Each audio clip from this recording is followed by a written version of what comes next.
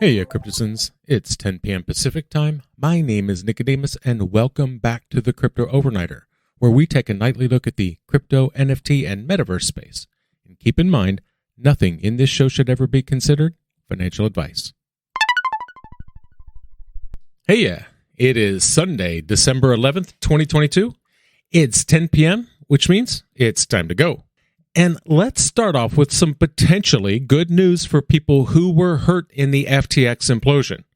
Now, to be clear, this news isn't very good. It's not, hey, you're getting all your money back good. It's more like, wow, that didn't hurt as bad as I thought it would kind of good. So here's what's up. Credit investment firms are looking to buy claims from FTX's clients who are owed money. Apollo Global Management and a tester have held conversations on buying claims. 507 Capital has already purchased several claims from hedge funds. When FTX filed for bankruptcy protection last month, they abandoned about 1 million creditors. Those million creditors are owed billions of dollars in aggregate. The top 50 creditors are owed $3.1 billion. Now, what's going on is some creditors are selling their claims to brokers and buyers of distressed debt for quick sales. So that means that collecting money now means selling those claims at a loss. And some of these are investors who just don't know what they're doing. You know, a lot of new people came into crypto and they hopped in during the bull run last year without finding out even the basics. 507 Capital trader Thomas Brazel has experience buying claims against collapsed digital asset firms. He said, quote, "One guy asked me, what is a stablecoin? I said, dude, you're going to have to do research before our call." Now, keep in mind, so far it's taken 8 years to clean up the mess around Mt. Gox's 2014 hack. And this is not going to repair itself quickly. In fact, Mt. Gox investors are still waiting to be made whole. FTX was popular with institutional investors like crypto hedge funds. Nickel Digital Asset Management has 12 million stuck on the exchange. Ikigai Asset Management held a, quote, large majority of its assets on FTX. Galoy Capital, that's another hedge fund with stuck assets. So what's happening is these fund managers mostly just want to move on and not have to deal with the court process. And some FTX customers want to sell their claims by year end so they can write those losses down against taxes. So this guy said that he was paying 5 to 6 cents on the dollar for FTX claims with nominal values of $2 million, $3 million, $8 million. He said that he's in talks for a $100 million claim from a Singapore-based fund manager. He has spoken to a German fund that has $23 million stuck on FTX. Funds pitching their claims for sale usually asking for closer to 10 cents on the dollar. So you can see these are big, high-dollar bets that these firms are placing. And part of that's because assessing the value of a bankruptcy claim can be more art than science. You've got back-of-the-envelope calculations that can give a sense of available assets versus liabilities, but big returns are made in legal arguments. Now, Brazil is taking the bet that U.S. courts will recognize customer assets will held in trust under English trust law, which means that customer assets would be paid out first if they go by that law. And not all punted claims relate to customer assets. Now, one document is an employment contract with 9 years of guaranteed salary payments. How do you deal with that? Contract has a 10-year term with a clause for termination payouts. Now, taking a different tact to bringing some relief to over 1 million creditors that FTX owes money to is Shaw Law Firm, because they're investigating claims against FTX for violating securities laws. It's estimated that over 1 million people have lost their life savings due to financial fraud committed by the company's CEO. Their plan is to investigate FTX for issuing misleading statements or failing to disclose important information. In a statement, the firm mentioned how media outlets exposed problems within the company, which ultimately led to the crash of its FTT tokens. And so now they're asking FTT investors to share information about their purchases and sales of the tokens. It's important for investors to know that unless the class is certified by the court, they will not be represented by an attorney. In the meantime, the company FTX has hired a team of financial forensic investigators to try to track down the investors' lost money. Now, the goal of this team is to conduct asset tracing to identify and recover the missing digital assets. On November 22nd, a lawyer representing FTX stated that, quote, a substantial amount of assets have either been stolen or are missing from the company. He also revealed that blockchain analysis firms like Chainalysis have been enlisted to help with the investigation. Additionally, some crypto entrepreneurs, including Tether executives and the CEO of Binance, believe that the CEO of FTX was trying to destabilize the crypto market to save his own company. Now the question is, would Sam Bankman-Fried risk destabilizing the market to save his own skin? It's a tough question, and initially you really don't want to think anyone would do that anyone would sink that low. And then reality slaps you in the face, and you realize that, yes, if you are an arrogant, gigabrain 30-year-old with more dollars than sense, you very well might risk destabilizing the market to save your own failing company. And it might be that's exactly what happened here. Because Tether executives and Binance CEOs CZ were reportedly worried that Sam was trying to disrupt the crypto market to save his now bankrupt exchange. Messages in a Signal group now show an argument between CZ and SBF over Tether's stablecoin, USDT. This report also says that CZ and others in the group were concerned that trades by Alameda Research were depegging the stablecoin, which could impact crypto prices. CZ reportedly confronted SBF, saying, quote, stop trying to depeg stablecoins and stop doing anything. Stop now. Don't cause more damage. Now, for his part, SBF has since denied the claims in a statement. Members of the Signal group include Kraken co-founder Jesse Powell and Tether CTO Paolo Orduino. Now, this argument reportedly happened a day after Binance announced that it was not going to bail out FTX. CZ called SBF a fraudster. He said Binance had become increasingly uncomfortable with Alameda and SBF. CZ also said that SBF was unhinged when Binance pulled out. In response, Sam claims that Binance, quote, threatened to walk at the last minute. He accuses CZ of lying about his role in the deal. And SBF definitely and desperately needs a scapegoat here. Because since FTX's bankruptcy, he's been named in 7 class action lawsuits, several probes and investigations, including a market manipulation probe by federal prosecutors. So he's got the U.S. feds investigating him. He's got state agencies like the Texas Securities Board going after him. He's on the hook in multiple other countries. Yeah, he can't chance anyone accusing him of trying to depeg Tether or take down another company, especially if it paints him in an unsympathetic light. After all, he went on that media tour to shape a more sympathetic image, one of a more quiet, thoughtful young man who's just trying to do the right thing for the right reasons, and it all kind of got out of hand and he's really sorry.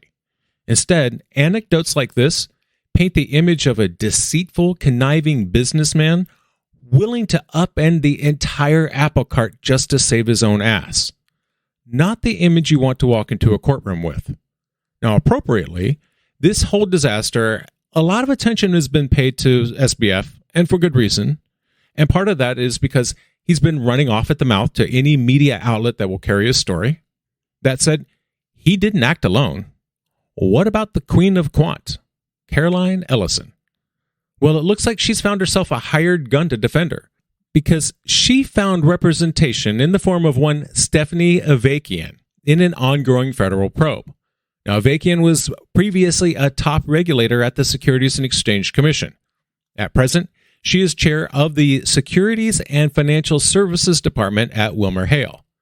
She was responsible for expanding cryptocurrency oversight at the SEC and has brought cases against companies such as Robinhood and Ripple Labs. In her role as a former director of the Enforcement Division, she oversaw a team of 1,400 people.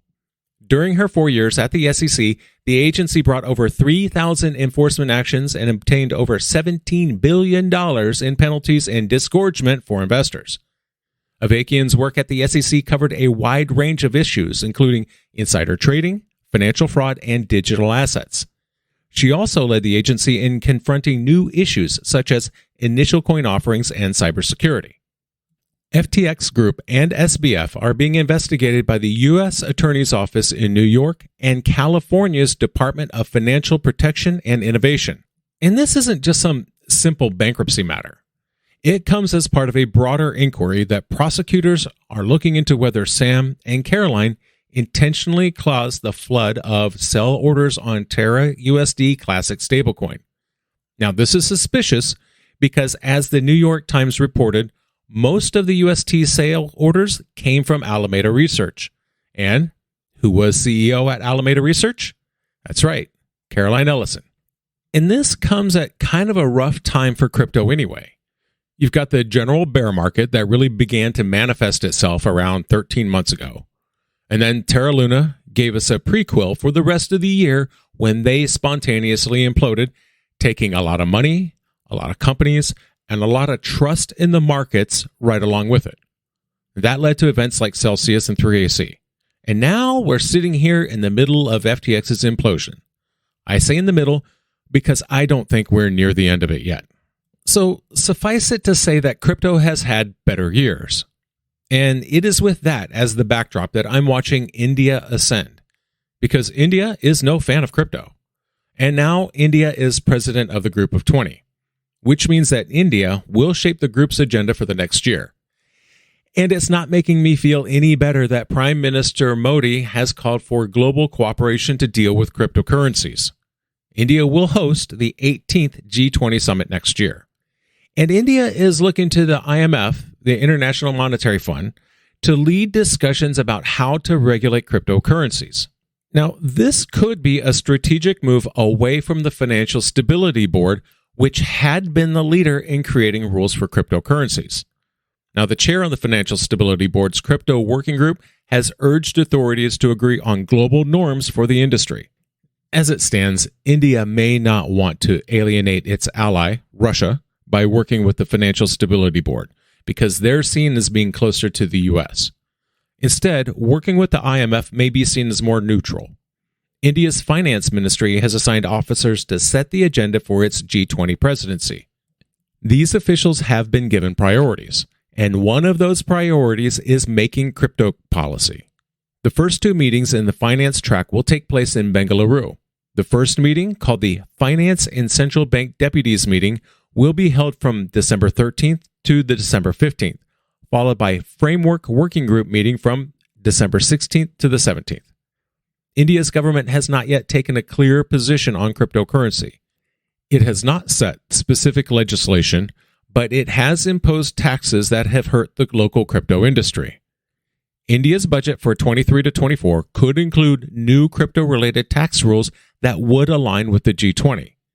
This would require a complete rethink, according to a tax council in India's Supreme Court. India's finance minister can introduce new rules for crypto if it's considered an asset in India. However, the nation's central bank is responsible for overseeing crypto regulations if crypto is considered a currency. The Reserve Bank of India has maintained that banning cryptocurrency usage is the best choice for India. Officials for the central bank will showcase the bank's retail and wholesale central bank digital currencies at the finance track meetings. Pilots for those CDBCs began recently as part of India's digital plans. Now, I tell people that Britain and America are two great countries separated by a common language. It appears another point of division is the willingness to put pen to paper and craft a cryptocurrency framework. Any framework, even a bad one. Now, here's another example. The UK government announced a package of reforms to financial regulation, including extending tax breaks for investment managers to cover crypto assets. The Edinburgh reforms replace EU regulation and may include relaxing capital rules for smaller banks. And so they announced plans to publish a response to the consultation on expanding the investment manager exemption to cover crypto assets. This change will be implemented through His Majesty's Revenue and Customs regulations by the end of the year. The Treasury also plans to set up a financial market infrastructure sandbox next year to enable firms to test and adopt new technology. And so the plan is to prioritize the review of EU laws for financial services as part of its vision for a globally competitive and technologically advanced sector. The reforms will create jobs, support businesses, and power growth across the UK, said Chancellor Jeremy Hunt. In April, Sunak outlined plans to make the country a global hub for crypto asset technology. He also laid out his proposed measures designed to bring stablecoins into regulations in preparation to making them a recognized form of payment. The government said the Financial Services and Markets Bill will establish a safe regulatory environment for stablecoins and give government powers to bring more crypto asset activities into regulation. And that's going to do it for us tonight. I want to thank you, my listeners, because when you stop listening, I will stop talking. We'll see you tomorrow night.